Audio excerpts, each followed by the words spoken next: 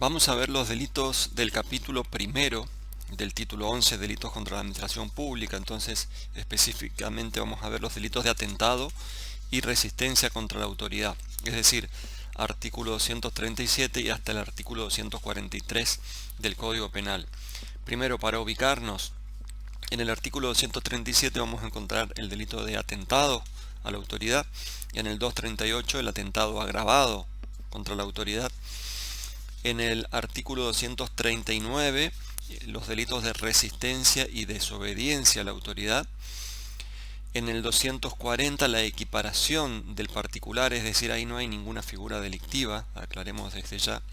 Se trata de una equiparación de ciertos sujetos particulares con funcionarios públicos. En el artículo 241 veremos el delito de perturbación en el orden de las sesiones de ciertos cuerpos de funcionarios. En el 242 la formación de causa o arresto sin cumplir con determinadas formas procesales establecidas en la Constitución. Y finalmente en el artículo 243 la incomparencia del testigo, perito o intérprete o abstención de prestar declaración. Esos son los delitos que estaban previstos originalmente en el Código de 1921. Luego ustedes van a ver que en este capítulo se agregan el artículo 238 bis y ter, el 240 bis, el 241 bis, son todas figuras que se agregaron luego de la derogación del Código de Justicia Militar. Entonces son delitos que estaban en el Código de Justicia Militar. Cuando se deroga ese código se los agrega dentro de este capítulo primero porque son las conductas más relacionadas, más vinculadas a esos delitos específicamente.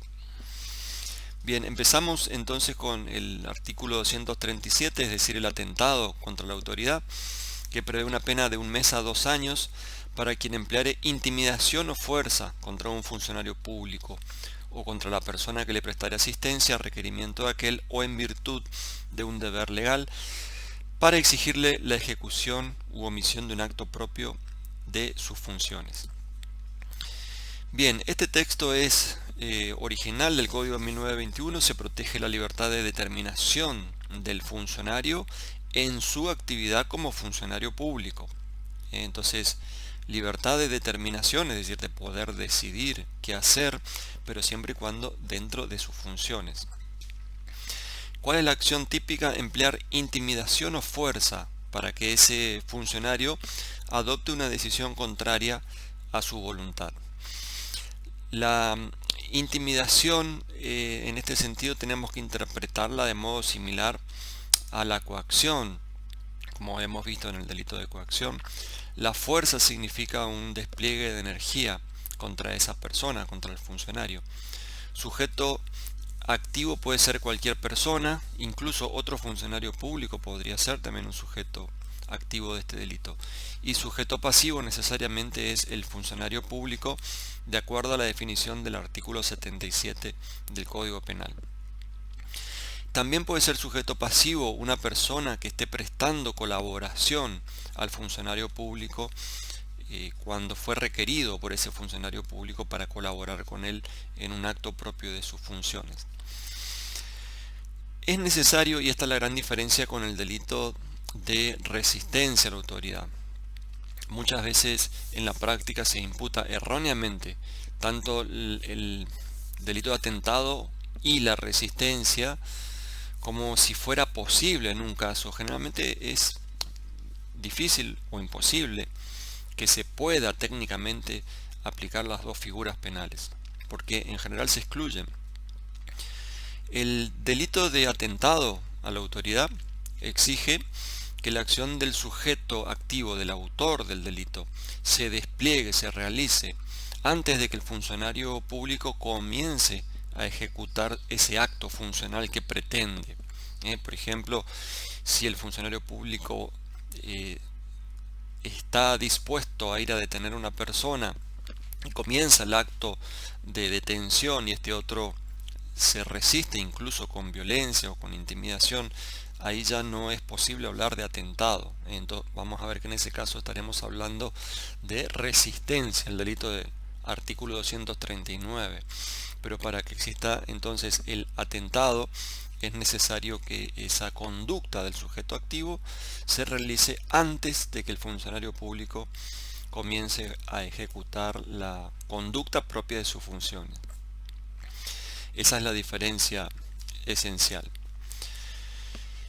¿Existe la posibilidad de que se configure el atentado cuando ya se inició el acto funcional? Sí, puede ser, excepcionalmente puede ser, pero esta hipótesis se va a dar cuando quien ejerza la violencia o intimidación sea un tercero contra quien no va dirigido el acto funcional. Por ejemplo, el funcionario A viene a detener al particular B, lo va a arrestar, lo va a detener para llevarlo a disposición del juez.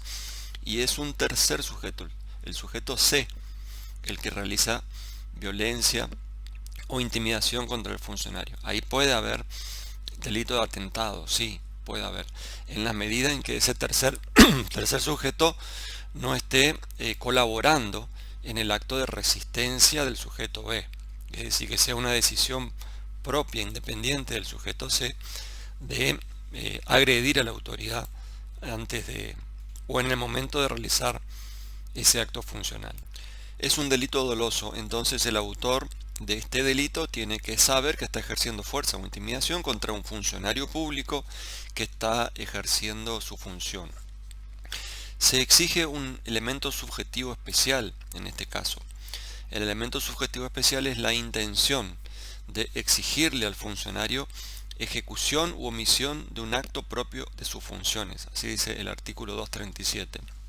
Entonces, ese acto propio de sus funciones, aclaremos también, tiene que ser un acto de ejercicio de autoridad. Es decir, el delito no se comete cuando una persona ejerce violencia o intimidación contra cualquier funcionario público para exigirle cualquier acto relativo a sus funciones. Tiene que tratarse de un acto de sus funciones y que implique un ejercicio de autoridad. Generalmente es el acto relativo a las funciones de un agente policial, por ejemplo. Entonces no sería delito de atentado a la autoridad si una persona o un particular ejerce intimidación, por ejemplo, contra un profesor, es un ejemplo clásico, contra un profesor para que diga o no diga algo en su respectiva clase, que no pensaba decirlo. Si el sujeto le intimida a este profesor para obligarlo a que diga eso, en este caso no es un delito de atentado a la autoridad. Porque aunque se trate de un funcionario público, el profesor, y aunque esté realizando un acto propio de sus funciones, dar la clase, eso que se le obliga a decir no es un acto de ejercicio de autoridad. Entonces, es un delito doloso con elemento subjetivo especial. Se consuma el delito simplemente con el ejercicio de esa violencia o intimidación. No es necesario que el funcionario realice efectivamente ese acto que se le pretende imponer. Bien, después están las agravantes en el artículo 238, son tres supuestos diferentes. Se agrava la pena, primero, si el hecho se cometiere a mano armada. En este punto vamos a ver las mismas discusiones que existían con respecto al delito de robo agravado por el uso de armas del artículo 166, previo a esa reforma que se le ha hecho y por el cual se distingue entre armas cuya aptitud se pueda demostrar, no se pueda demostrar, etc. Es decir, robo a mano armada en principio significa la utilización de un arma que se tiene que esgrimir, se tiene que mostrar, se tiene que exhibir, porque si el sujeto realiza un acto de violencia física contra la víctima, pero sin demostrar o mostrar que tiene un arma, entonces no se daría el agravante. El fundamento en este caso del agravante es el mayor poder ofensivo para el autor y las menores posibilidades de defensa para la víctima y el peligro que implica esa utilización del arma para la vida o integridad física del sujeto pasivo. Es decir, el mismo motivo por el cual se agrava en el robo por el uso de arma o en cualquier otra figura por el uso de arma. Así lo reconocía ya Rodolfo Moreno en el Código Penal original. Entonces, se puede discutir, en este caso, los supuestos de arma descargada, por ejemplo, o arma que no funciona. Bueno, la misma discusión que se da en el robo agravado por uso de arma se podría dar en este delito también del 238. Si el hecho se cometiere por una reunión de más de 3 personas, en este caso el motivo del agravante tiene que ver con el mayor poder ofensivo que implica que intervengan más de 3 personas en el hecho. Si el culpable fuera funcionario público, aquí el agravante tiene que ver simplemente con la calidad del sujeto activo, se le reprocha más al funcionario público, se le exige más respeto al funcionario público que está ejerciendo específicamente su función. Y en el inciso cuarto, si el delincuente pusiere manos en la autoridad. Hay sobre esto alguna discusión. Poner manos en la autoridad significa, en principio, ejercer un contacto físico directo entre el autor del atentado y el funcionario sujeto pasivo. Ahora bien, lo que se discute es la intensidad de ese poner manos en la autoridad, porque si bastara con el simple tocar al funcionario público, entonces es cierto lo que dicen algunos autores, prácticamente no existiría esta agravante. De hecho, algún autor dice, esta agravante no tiene aplicación. No tiene aplicación porque siempre que se ponga manos en la autoridad, es decir, que se ejecute el delito de atentado contra la autoridad, se realiza un contacto físico. Entonces, para darle algún sentido racional a esta agravante, hay un sector de la doctrina que dice que ese contacto físico implique una cierta magnitud en la fuerza utilizada contra el funcionario policial generalmente, ¿no? Y contacto físico decimos no solamente tocar con las manos a ese funcionario público, sino también, por ejemplo, los casos de golpearlos, darle patadas al funcionario público. Por ejemplo, ese sería un caso. Bien, en el artículo 238 bis del Código Penal está previsto el delito de atentado contra autoridad militar. También se trata de poner manos en el superior. La figura fue agregada después de la derogación del Código de Justicia Militar. Se agrava también en el segundo párrafo si tuviera lugar frente al enemigo o tropa formada con armas, o si se cometiere en un número de 6 o más. Los fundamentos son muy similares al 238, los supuestos del 238. En el 238 ter, el delito de insubordinación y desobediencia militar frente al enemigo, en un texto muy largo, muy extenso, se describe una conducta básica que presupone la existencia de una orden impartida por un superior militar. Por eso el delito solo se puede cometer contra un superior militar. Significa la negativa de cumplir con la orden que se da a ese superior militar. Y exige el delito de resistencia el uso de intimidación o fuerza.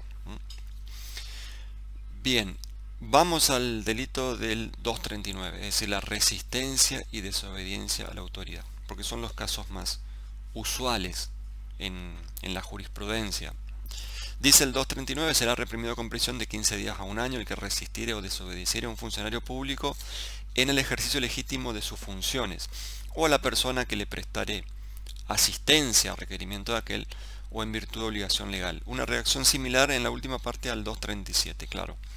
La diferencia es que acá no se habla de el atentado, es decir, de ejercer violencia o intimidación con la intención de obligarle a, sino que se habla de, los verbos típicos son resistir o desobedecer. Son dos supuestos diferentes. El más parecido al atentado es la resistencia, y la diferencia es, como habíamos marcado, que en este caso ahora sí es necesario que exista una orden del funcionario público o un acto de ese funcionario, de esa autoridad, que ya está en plena ejecución, y es contra ese acto que se va a resistir el autor de este delito. Entonces esta resistencia consiste en una oposición activa contra ese acto de la autoridad. Solo se puede cometer este delito, reitero, durante la ejecución de ese acto del funcionario público que pretende realizar una determinada conducta dentro de sus funciones. Es necesario el ejercicio de fuerza física o amenaza de parte del sujeto activo contra el funcionario, como modo de no cumplir esa orden o esa ejecución, y esto es precisamente lo que va a distinguir la resistencia de la desobediencia, porque en la desobediencia también hay una orden emanada de una autoridad que obliga a la persona a realizar o omitir una conducta determinada, pero la diferencia es que en la simple desobediencia no se ejecuta fuerza física o amenaza, que sí se exige en la resistencia. También se exige acá un elemento, como elemento del tipo objetivo, la legitimidad de la orden o del acto del funcionario. Es necesario que ese acto o esa orden sea legítima, de modo que si es ilegítima, la conducta de resistencia sería atípica. Es un delito doloso, entonces el autor tiene que saber que se está resistiendo mediante violencia o amenaza a un acto o a una orden legítima de un funcionario público. Acá no se exige elemento subjetivo especial como en el atentado. Y finalmente la desobediencia es no cumplir con una orden legítima emanada de autoridad competente. Acá no hay violencia o intimidación. Pero presupone también la existencia de una orden. Este delito presupone que existe una orden dirigida a una persona determinada. Y esa orden tiene que ser concreta. Y esa persona a la cual se dirige también tiene que ser una persona concreta o más, 1, 2, 3 o 5 personas concretas. Y debe existir un mandato directo y claro de qué es lo que debe hacerse u omitirse. Es un delito de omisión propia, tiene la estructura de la omisión propia, por lo tanto se tendrá que verificar en el caso particular los 3 elementos objetivos que caracterizan a la omisión propia, o sea, la situación típica que le genera el deber de actuar. Esa situación típica sería la orden que da un funcionario público. Por ejemplo, el juez que le da una orden al ministro de Educación de la provincia diciéndole que en virtud de un amparo interpuesto o de una medida interpuesta por un particular tiene que pagarle por tal concepto a ese docente, por ejemplo, ¿no? Bien, esa es la situación típica. El segundo elemento de la omisión propia, como siempre, es la no realización de la conducta mandada, o sea, debemos comprobar en el caso que no se realizó la conducta que se exigía. Y el tercer elemento es la posibilidad material de realizar la acción, porque si no había posibilidad material no se puede cometer el delito. Por ejemplo, ese ministro a quien se le obligaba a pagar, no había dinero en las arcas del ministerio, ¿no?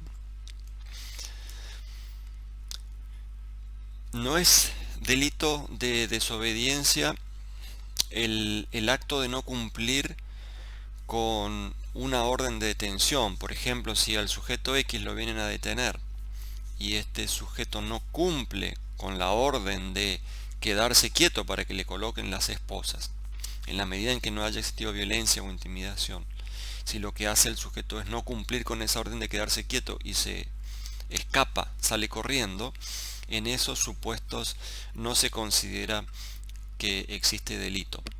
Hubo incluso en algún momento de nuestra historia de la legislación penal una época en la que el tipo penal expresamente decía esto, es decir, es delito de desobediencia no cumplir con la orden de funcionar, excepto que se trate de la propia fuga o evasión. Y lo vamos a ver que en el delito de evasión o de fuga también el simple hecho de fugarse del lugar donde uno está detenido sin fuerza o violencia no constituye delito.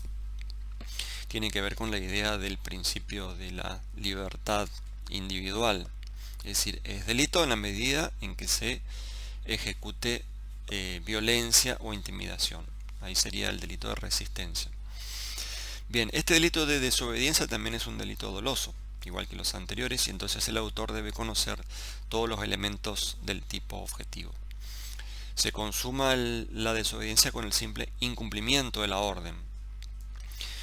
Si hay un término, que generalmente existe un término, el juez, por ejemplo, que le obliga a otra persona a cumplir con una determinada conducta, le establece un término, entonces el momento sería el cumplimiento de ese término.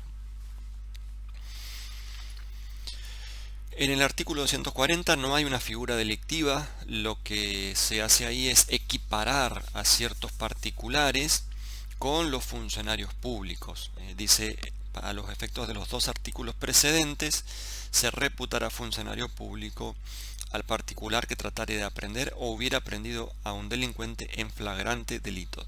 Dice los dos artículos precedentes, pensemos que esto es en el Código Penal original, no existían los bis y ter que tenemos ahora.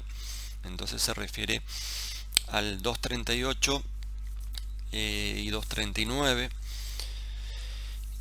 y lo que hace es equiparar a un particular cuando trata de aprender, es decir, detener a una persona que está en flagrancia. Eso significa que está cometiendo un delito, que acaba de cometerlo o que está yendo claramente, sin lugar a dudas, dispuesto a cometer un delito. Bueno, en ese caso, la autoridad policial, lo dicen los códigos procesales de toda la provincia y de la nación, tiene la facultad y el deber de detener a esa persona. Y también los particulares tienen la posibilidad, es decir, están habilitados a ejercer ese acto de aprehensión en representación de las autoridades estatales. Entonces, pueden detener a esa persona para evitar que cometa o para someterlo a la autoridad judicial que corresponda inmediatamente. Los requisitos están establecidos en los códigos procesales de provincia, pero en general cuando se habla de flagrancia se refiere a esos tres supuestos: en el acto de comisión del delito, inmediatamente después de cometerlo, cuando hay indicios de que lo ha cometido, o cuando se dispone a cometerlo. En el 240 bis está el delito de violación de normas militares. En el artículo 241 está el delito de atentados leves, que son distintos supuestos de perturbación al orden en las sesiones de los cuerpos legislativos, nacionales o provinciales, o también en las audiencias de los tribunales de justicia. Aclaro que es un delito de resultado y se exige que se perturbe el orden realmente. Es un delito doloso, está claro, es un delito doloso. Entonces el autor debe saber que está perturbando un acto funcional del cuerpo legislativo o del órgano judicial. Y en la segunda parte de este artículo está previsto el impedimento de un acto funcional. Es una figura subsidiaria del atentado del artículo 237 y consiste en impedir o estorbar un acto funcional, pero sin utilizar los medios del 237, o sea, sin utilizar violencia o intimidación. Los medios en este caso, que se reconocen como medios típicos, son el ardid, la inducción a error a una persona, ¿no? Por ejemplo, decirle, engañar al funcionario diciéndole, no, mire, se suspendió la sesión en la que usted tenía que intervenir, por ejemplo, ¿no? En el 241 está el delito de insubordinación militar, al que tumultuosamente peticionaria o se atribuyera la representación de una fuerza armada. En el inciso segundo, tomare arma o hiciere uso de estas armas. En el inciso tercero, hacer uso del personal. En el inciso cuarto, la conspiración para cometer los delitos, es decir, un adelanto de la punición, como ya lo hemos visto en otras figuras penales. Y en el inciso quinto, se agrava por el resultado muerte o por las pérdidas militares en cualquiera de los supuestos anteriores. Bien, el artículo 242, que habla de violación de fueros, el delito consiste, acá sí es un delito otra vez, un delito que tiene pena de multa, consiste en el incumplimiento por parte de un funcionario público cuando procede al arresto o formación de causa contra un miembro de los poderes públicos nacionales o provinciales, de una convención constituyente o colegio electoral, sin guardar la forma prescripta en las constituciones o leyes respectivas.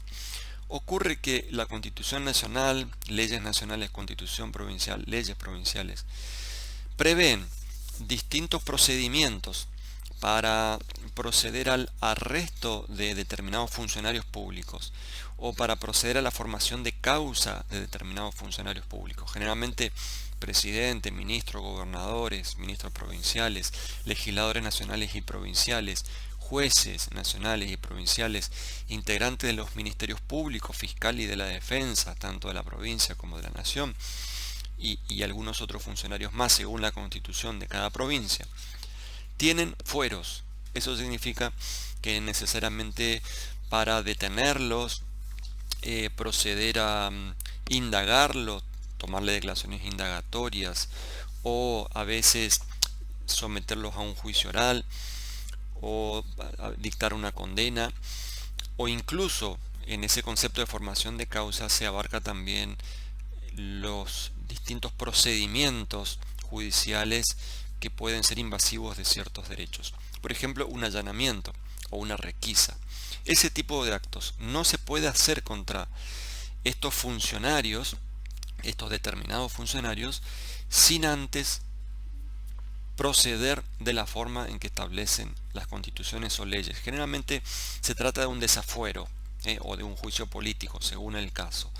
Se realiza un juicio conformado por un tribunal especial que va a decidir no la autoría en el hecho que se le imputa en el juicio penal, sino lo que va a decidir ese tribunal especial, jurado de enjuiciamiento o el Senado de la Nación mismo. En muchos casos, lo que decide es si se le quitan los fueros y de esa forma permite que juzguen a ese funcionario como cualquier otra persona o ciudadano común. Y esos fueros tienen una finalidad. La finalidad o la función de esos fueros es precisamente proteger la función que ejerce ese sujeto, no a la persona, sino la función que ejerce, para evitar que sea, como dice la Constitución, que sea molestado en el ejercicio de sus funciones. Bien, finalmente en el artículo 240, el delito del 242 entonces se comete simplemente cuando ese funcionario procede a detener o a formar causa sin cumplir con esas previsiones de la Constitución o de la ley, sin pedir ese juicio político o jurado de enjuiciamiento.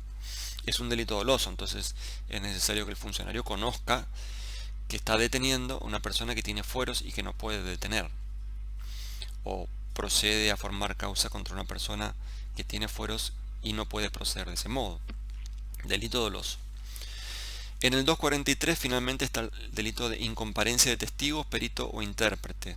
Los autores solo pueden ser los testigos, peritos o intérpretes cuando son citados legalmente como tales, como testigos, peritos o intérpretes en algún expediente o procedimiento judicial, y se abstienen de prestar la declaración o exposición respectiva, o directamente se abstienen de comparecer, no van a esa citación. Son dos supuestos diferentes. El primero es no concurrir a la citación. Por ejemplo, citan al sujeto X para el día 25 de noviembre a tal hora en tal lugar para prestar declaración, y este sujeto que tiene que concurrir como testigo no concurre a ese juzgado donde fue citado. Esa es la primera modalidad. Y la segunda es, ahora sí concurre, pero no quiere prestar declaración, se niega a prestar declaración cuando está obligado a prestar declaración como testigo. Hay siempre algunas excepciones en los códigos procesales a esa obligación de prestar testimonio. Por ejemplo, uno no está obligado a prestar testimonio contra ciertos familiares, cuando el testimonio pudiera perjudicar la situación procesal de esos familiares. Eso está previsto y son las excepciones, pero en general uno está obligado a comparecer y a prestar la declaración o a hacer la interpretación o el informe pericial que se le exija cuando uno tiene especiales conocimientos. Bien, esos son todos los delitos del capítulo primero.